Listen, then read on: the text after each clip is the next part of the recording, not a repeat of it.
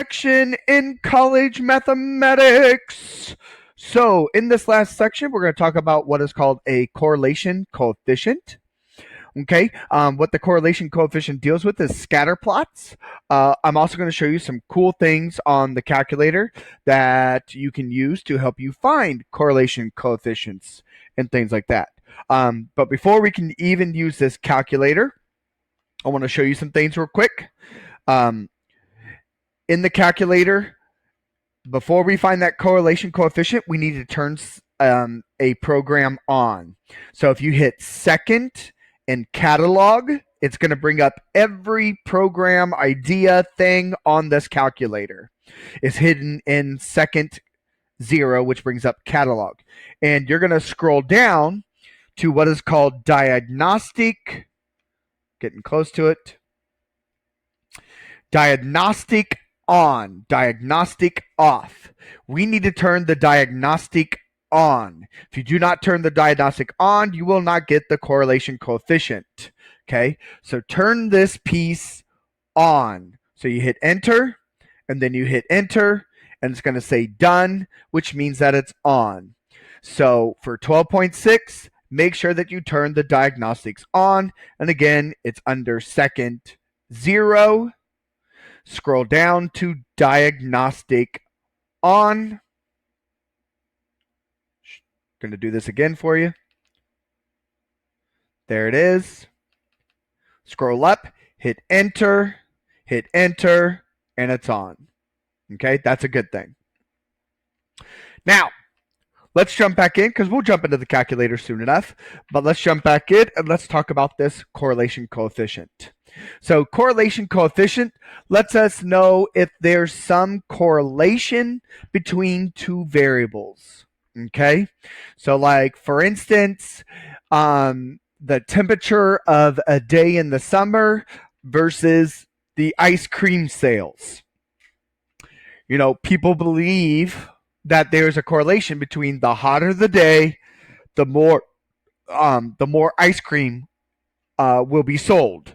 So again, you could find the correlation coefficient and verify that information. Okay, so another thing that you could search for is some people always try to correlate, find a relationship between the fact that video games and lead to shootings and things like that. Violent video games lead to more violent crimes. So people can analyze the data of violent crimes and see and analyze those that play video games and see if there's a correlation between those two. So that's kind of the idea here. This correlation coefficient lets us know how strong of a relationship might exist. Okay. Now, please know that this is a correlation, saying that there appears to be something between the two variables. It does not mean causation. It does not mean one causes the other. Okay. So there's a difference between correlation and causation. All right. So correlation just means that it appears there appears to be some sort of reaction to the other. Like as one of the variables increases, the other one increases, or as one of the variables increases, the other one decreases. Something along those lines.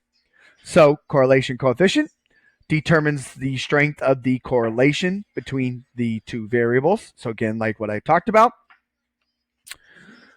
So correlation coefficient, this is the equation for it. Hence why I want you to use the calculator, because this equation is nasty. It is ugly. It is the grossest.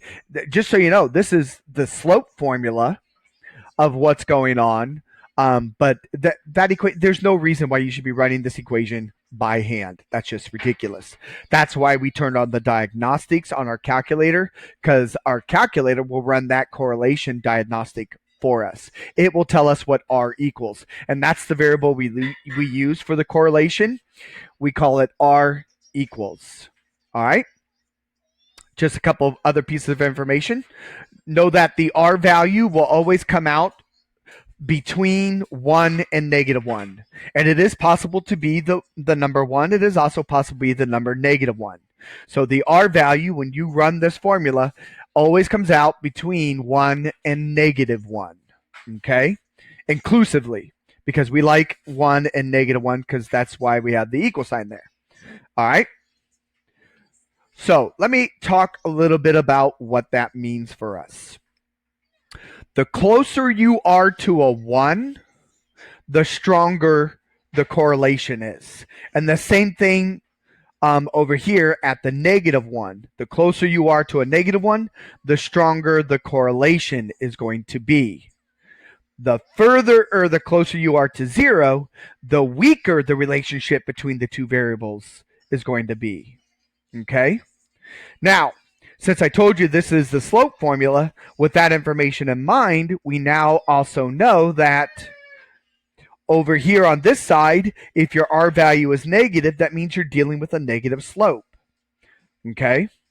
Over here on the right side, if your R value is positive, that means you're dealing with a positive slope. So, in essence, what we're talking about is the closer you are to a -1, the closer your scatter plot, because that's what correlations deal with, looks like a negative linear equation. So if you were -1, all of your points would be in a perfect negative slope line. And the closer we are to 1, my points are in a positive linear relationship. Okay? So the closer I am to 1, the more it looks like a straight line. As we start moving in towards 0, these points start separating and no longer start to look like a line. So if you were actually at 0, your scatter plot would look like this. Points all over the place. There's no rhyme or reason for it. Okay?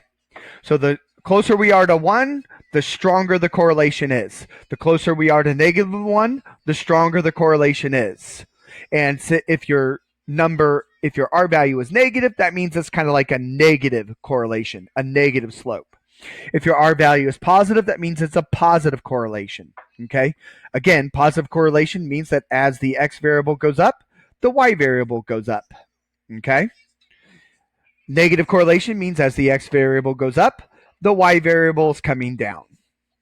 Okay? That's the idea of a correlation. All right? So here I've given you some graphs. So you can start analyzing and looking at these things. See how these dots are pretty straight. So that means that this guy probably has an R value of 1. See how, or sorry, -1. See how these dots are straight as well? That means this guy has an R value of a positive 1. Okay? The straighter the line, see how more these all look like it's a straight line, other than this guy looks like it's a tad outside, but I'm pretty sure that this guy is R equal -1 because it's a negative slope. It's going down. And then over here, this is our positive slope. These guys all look like they're in a straight line. Maybe this guy is a little bit out to the side, but not by much. Okay? And then as you start to look at these other ones, notice the dots start to separate. Okay? The dots start to separate. The more separation there is, the more you are likely to have an R value of 0. Like here, there's a lot of separations. This just looks like a big clump of dots. That means this R value is probably really close to 0. So I've got 2 questions right down here.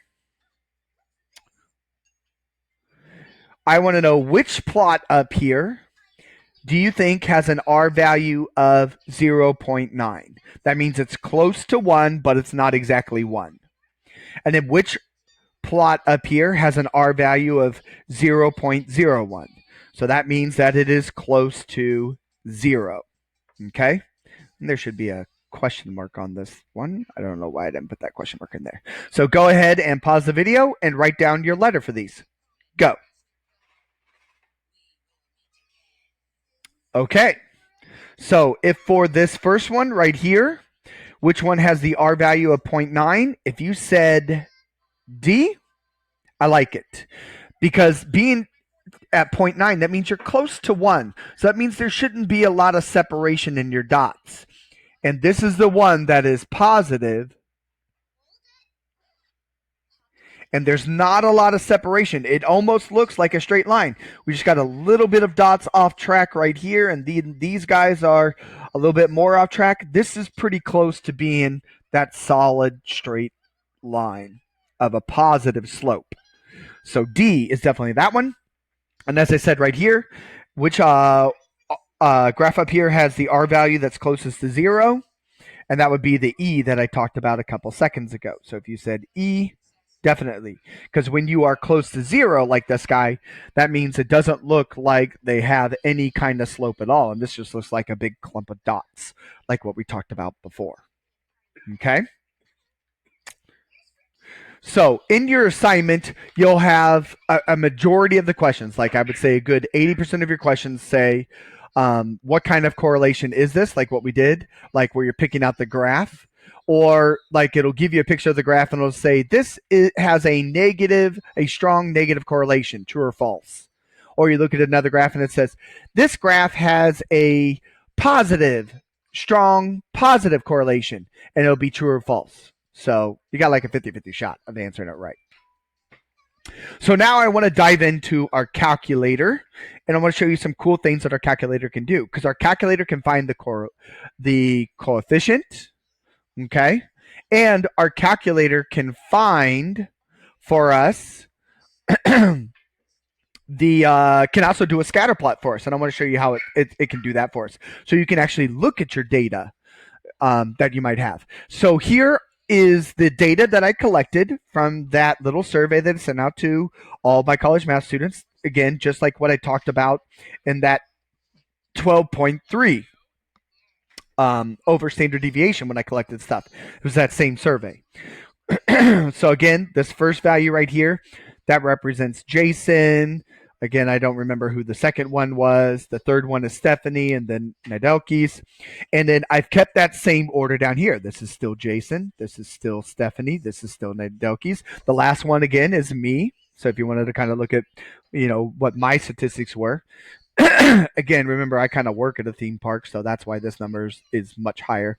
I also have some annual passes, so that it doesn't hurt to have that stuff too, to get into annual passes, to get into stuff. So if we take this and we put it into our calculator, so let's bring that up and let's take a look at what this scatter plot looks like.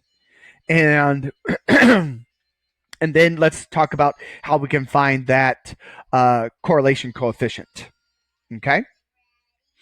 So if we go into our calculator, in order to put that information in, again, you just go under Stat and you go under Edit, and I've already put that bit of information in. So you can rewind the video, go back and pause it, and put that information in under Stat. Okay? So all 25 pieces of information are in, just to show you if I scroll down. See? Our last value right there, 25 and 25, which represents me. Okay? And also, if you notice, these first values right here, 0 and 5, that represents Jason. 0 and 1 represents Stephanie. 2 and 7.5 represents Nadelkis. Okay? So all my data is in order of where if I plot this information, this first point right here that I would graph, 0, 5, that point would represent Jason. This third point right here, sorry, I didn't mean to hiss at you. This third point would represent Stephanie. This fourth point right here would represent Nadelkis. The very last point would represent me.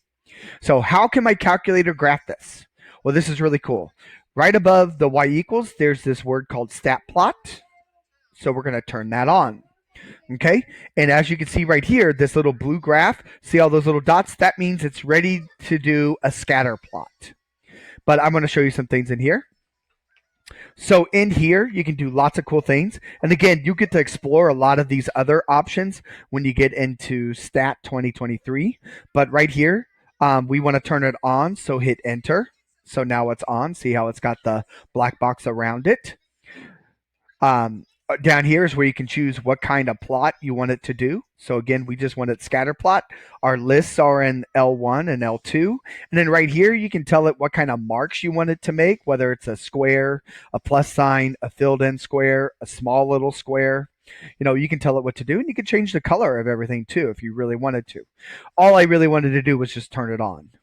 So now though, before we hit graph, I want you to go into zoom, and to make sure that we can actually see our graph, I want you to scroll down to number 9 and hit zoom stat. That's what that one is for. When you turn a stat plot on, go to zoom, scroll down to zoom stat, and hit enter, and there's our scatter plot. Okay, you can see me right out here. That's my point right there. And as we talked about earlier, back in distributions, we were in 12.4, I said that my information is kind of like an outlier, and you can definitely see that it's definitely away from everybody else. So if we look at this, there's our scatter plot. Do you see any type of correlation? What do you think our R value might be? Could it be a positive, a strong positive correlation, a weak positive correlation, a strong negative correlation, a weak negative correlation? So based off of this, my instinct is that this is going to be, I believe it's going to be a positive correlation, but it's going to be very, very weak. Okay, so probably practically close to 0. How can I verify that? Again, that's what our calculator and turning on the diagnostic that we just talked about will do for us. Okay, so we go into, now we're going to go into stat. I'm going to go over to calculate. And because we're talking correlations and because these are linear in nature, you can either run 4 or run 8. So if you run 4, this looks like mx plus b. Okay, that's how we normally write it. The reason why there's number 8, because this is how statisticians write linear regressions, and that's what lin reg means, linear regression. That's what you're doing here. Okay, the correlation coefficient tells you how well your linear regression equation matches up. Okay, so this is how we write it in algebra. That's what number 4 is for. This is actually how we write linear regression up in statistics. Okay, so this is mx plus b. This is b plus mx. So I'm just going to run it 4 because the way that we normally run it. Whoops. Stat, calculate. I'm going to go down to number 4. Going to run it. Again, all you need to do, everything is set, just go down to calculate. So you can hit enter 4 times, actually 5 times, and that will show it, or you can just scroll down and hit enter on calculate, and there's all our information. So if you look right here, this is actually the slope of our line. There's the slope of our line. Here is the intercept of the line. So it actually gave us the equation of a line that would go through. And I was wrong. Our linear regression, or our correlation, is actually negative. And it's negative 0.11. Or actually at the 7, you want to round it up, we can call it negative 0.12. So we just found out that R is equal to negative 0.12. So what does that tell us about this? That it's a pretty weak, because this is close to 0, a pretty weak negative correlation. Okay? So I got one more problem, and that wraps up 12.6. So here it is. So this is actually based off of real research. The Pew Research Center did this. Interesting. They took our generations, millennials, Gen X, baby boomers, the silent / greatest generation. Interesting. I didn't know they were called that. But and they wanted to see if there was a correlation between people who won't, or generations who won't try sushi, and generations who don't approve of marriage equality, because those two are really related. If I don't like to eat sushi, so or why not be related to whatever my feelings are about not approving of marriage equality? They did some weird things. There's another one in here that relates Matthew McConaughey's time that he is on screen shirtless with with how much money the movie made. Kid you not, that is one of the examples in the book.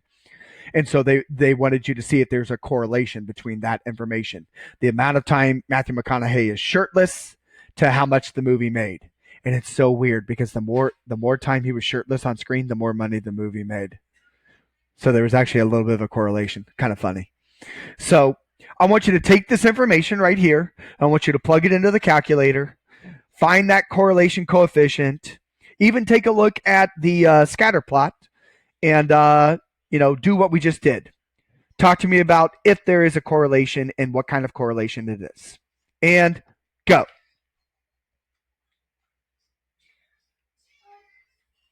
Okay.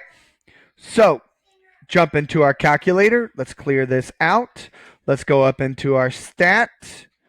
Scroll up, clear, gone. Scroll up, clear, gone. And now we just need to put that information in. So we've got 42, 52, 60, 72. So 42, 52, 60,